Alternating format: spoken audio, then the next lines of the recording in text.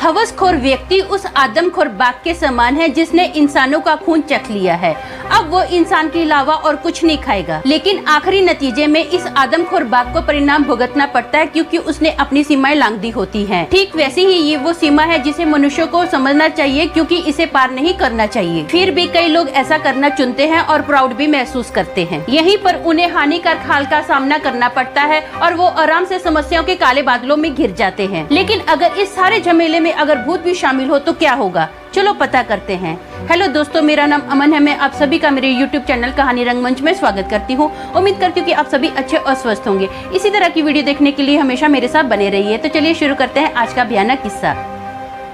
दोस्तों, आज का जो किस्सा है ये मुंबई का किस्सा है। ये मंगेश ने मेरे साथ शेयर किया। उसने बताया कि आज से 3 साल पहले उसका एक दोस्त दीपक आसनसोल मतलब बंगाल से मुंबई में आया। जब दीपक मुंबई में आया उस वक्त उसकी उम्र 20 साल थी। दीपक ने अपनी पढ़ाई 10वीं तक गांव में ही कंप्लीट की थी।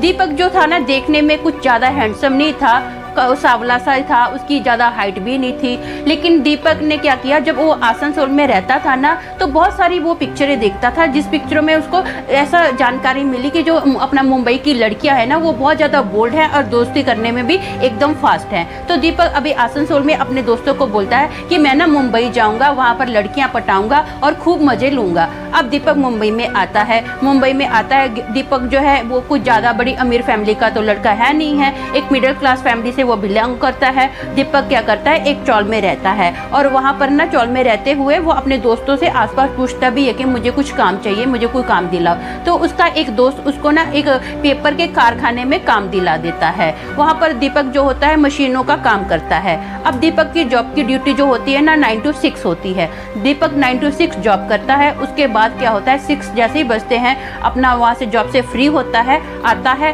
6 से 9 या 10 बजे तक वो लड़कियाँ पटाता है। रात के टाइम पर लड़कियों को बहुत पटाने की कोशिश करता है, एक भी लड़की उसके हाथ में नहीं आती है। सब लड़कियां उसको ना बहुत इग्नोर कर रही हैं। ये करते करते उसको अभी 3 महीने हो गए हैं। दीपक बहुत परेशान हो जाता है कि ये क्या है, एक भी लड़की मेरे से नहीं पट रही है। अब दीपक क्या करता है, रेड लाइट एरिया में जाना स्टार्ट कर देता है। रेड लाइट एरिया में जाता है। अब लड़कियां फ्री में तो पटती नहीं है, फ्री में तो उसको काम नहीं होगा उसका। अब बहुत सारा पैसा उसका लड़कियों के ऊपर खर्च हो रहा है। उसकी जो पूरी सैलरी है ना वो रेड लाइट एरिया में जाता है, वहीं पर लड़कियों पर उड़ा देता है।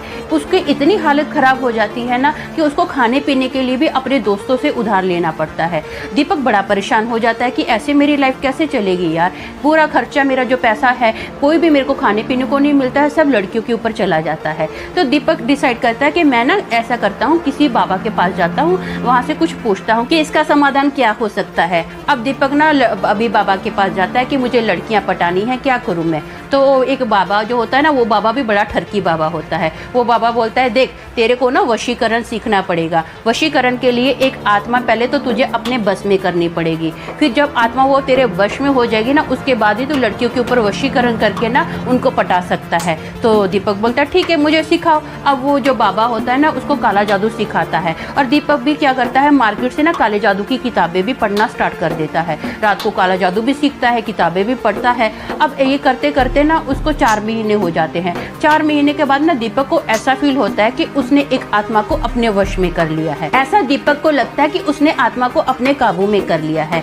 अब क्या करता है, वो लड़कियों को पटाना स्टार्ट करता है। लड़कियां भी अजीब है, धनाधन उसके साथ लड़कियां पटती हैं। लड़कियों से वो शादी का प्रॉमिस करता है कि मैं तुम लोगों से शादी करूंगा। धनाधन लड़कियों को पटाता है, उनके साथ फिजिकली रिलेशन बनाता है। बहुत सारे अब तक ना इस थोड़े समय में ही उसने इतनी सारी लड़कियों को पटा लिया होता है, उनके साथ फिजिकली रिलेशन बना लिया होता कि उसको खुद नहीं याद है कि मैंने कितनी लड़कियों को पटा लिया है। अब कोई भी लड़की अगर सीरियस होती ना शादी के लिए तो दीपक उसे बाइकआउट कर लेता था। हमेशा बोलता था मेरे बस की ये बात नहीं है, मैं शादी नहीं कर सकता हूँ, ऐसे अपने हाथ ऊपर खड़े कर देता था। अब वो डेली नई नई लड़की को पटाता है। डेली उसके घर पर लड़की आती ही आती है। रात के टाइम पर डेली एक ना एक लड़की उसके घर पर आती है। जो भी लड़की आती है ना उसको कभी कभी उसके घर में से आवाज सुनाई देती है, जैसे कोई उसके पास से आकर रो रहा है, कभी हंस रहा है। ये बात वो दीपक को बताती है लड़की, तो दीपक बोलता है मेरे को तो कोई आवाज़ सुनाई नहीं दे रही है, मेरा घर है, मुझे तो ऐसा कभी फील ही नहीं हो रहा है, अभी कोई और नई लड़की है। वो दीपक को बोलती है भाई तेरे घर पर तो यहाँ पर मैंने कुछ काला साया चलते हुए देखा।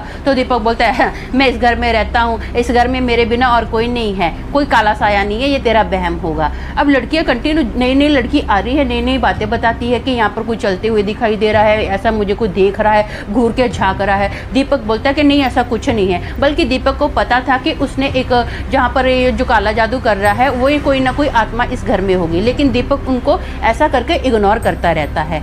अब एक रात क्या होता है, एक लड़की आती है, दीपक उसके साथ फिजिकली होता है। फिजिकली होने के बाद ना दोनों सो जाते हैं, दोनों सो जाते हैं। तो एक वो जो लड़की होती है ना, आधी रात के लगभग 2:30 बजे वो लड़की उठती है और वो ना दीपक के साथ फिजिकली रिलेशन बना रही है।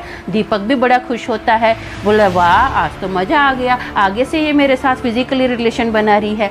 अब क्या होता है, वो फिजिकली रिलेशन बनाते बनाते ना धीरे धीरे दीपक को हर्ट करना स्टार्ट कर देती है।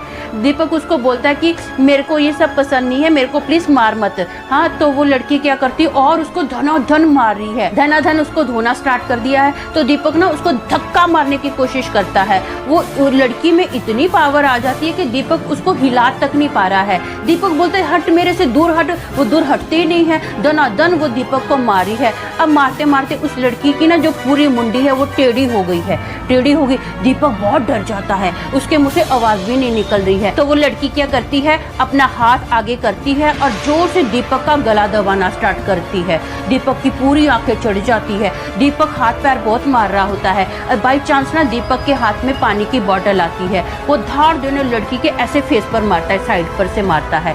जैसे लड़की के फेस पर मारता है ना वो पानी की बोतल, लड़की धार देने नीचे गिर जाती है। लड़की नीचे गिरती है तो थोड़ा होश में आती है, उसको बहुत बुरे से इधर लगा होता है। लड़की बोलती है मेरे को इतना दर्द क्यों हो रहा है, क्या हुआ था, क्या हुआ है, तूने मेरे को कुछ मारा क्या? तो दीपक की ना पूरी आंखें ऊपर चढ़ी हुई है, उसको सांस भी नहीं मिली। तो दीपक की ना पूरी आंखें ऊपर चढ़ी हुई है, उसको सांस भी नहीं मिली। ऐसे कर रहा है, मतलब तू जा यहाँ से। अब थोड़े टाइम के बाद दीपक थोड़ा बोलने की हालत में होता है ना, वो लड़की को बोलता है तू यहाँ से जा, बस यहाँ से निकल जा। अब रात का टाइम है, लड़की बोलती है मैं कहाँ जाऊँ? बोला मुझे नहीं पता, कहीं भी जा, बस तू यहाँ से निकल। अब लड़की को बाहर निकलता है और अपने रूम का दरवाज़ा बंद कर लेता है। दीपक बहुत डरा हुआ होता है कि ये क्या है, ऐसा कैसे हो गया, उसकी पूरी मुंडी टेढ़ी होगी। दीपक को बड़ी इतनी टेंशन होती है कि पूरी रात वो सो नहीं पाता है।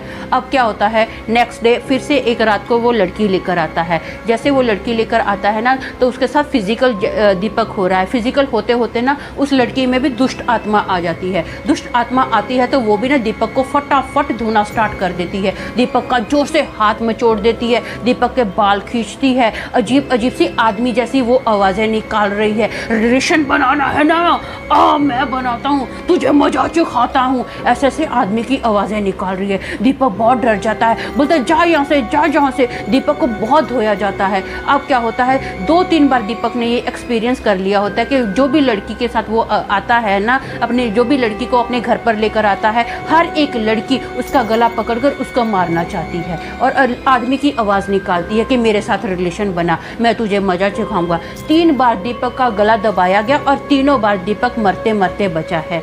अब दीपक बहुत डर जाता है। दीपक के दोस्त उसके घर पर आते हैं, क्योंकि दीपक 3-4 दिन से काम पर भी नहीं जाता। तो उसके दोस्त उसके घर पर आके पूछते हैं क्या हुआ भाई, आजकल दिखाई नहीं देता है, तबीयत तो ठीक है? तो दीपक ना अपने साथ हुए हादसे की, जो भी उसके साथ हादसा हुआ है, पूरी जानकारी अपने दोस्तों को बताता है। तो उसके दोस्त बोलते हैं हाँ, भूत तेरा रेप कर रहे हैं, हाँ हमने तो कोई भूत देखा ही नहीं है। तो दीपक बोलता है, बोले मैं सच बोल रहा हूँ, मेरा यकीन करो। बोले जो भी लड़की आती है ना, उसके अंदर एक आदमी का भूत आता है। अब वो लड़कियाँ आना तो बंद हो गई हैं, लेकिन रात को मेरे साथ भूत जो है ना, एक आदमी का भूत मेरा डेली आके रेप करता है। वो अपने बदन पर निशान भी दिखाता है कि ये देखो मेरे बदन पर कैसे कैसे निशान बने हुए हैं, यहाँ पर काटने के निशान बने हुए, इधर काटने के निशान बने हुए हैं, बहुत ज़्यादा उसके शरीर पर निशान बने हुए हैं। दीपक बताता है कि मुझे ना उस आदमी का हल्का हल्का चेहरा भी दिखाई देता है, जिसकी लाल लाल आंखें हैं, बड़े बड़े दांत हैं, और कभी कभी उसका जो चेहरा है ना पूरा सफ़ेद दिखाई देता है,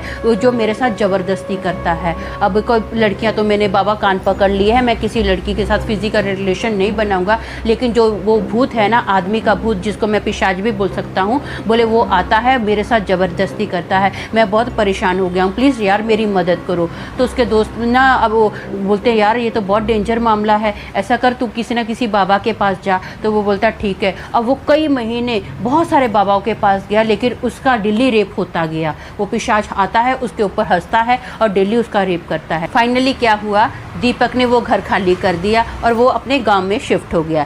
एक दिन मंगेश उसको फ़ोन करके पूछता है क्या है यार, तेरे घर पर लॉक है, तू कहीं दिखाई नहीं देता, किधर है इतने दिन से। तो दीपक बताता है कि मैं तो मेरे गांव में शिफ्ट हो गया हूँ, मैं अभी नहीं आऊँगा बाबा, मेरे को बहुत डर लगता है, मैं कान पकड़ता हूँ, मैं नहीं आऊँगा इस जगह पर वापस, मैंने तो अभी लड़कियों से भी तौबा कर ली है। तो वो बोलता है अच्छी बात है, लेकिन आजा तू, इधर से जो भी है ये मिल के लोग हैं ना तुझे बुला रहे हैं। बोला नहीं मैं नहीं आऊँगा। उसके बाद उसके जो दीपक का दोस्त मतलब मंगेश ने बहुत बार दीपक का फ़ोन ट्राई किया, उसने अपना फ़ोन नंबर भी चेंज कर लिया। उसके बाद दीपक कभी भी अपने किसी भी दोस्त के साथ टच में नहीं है।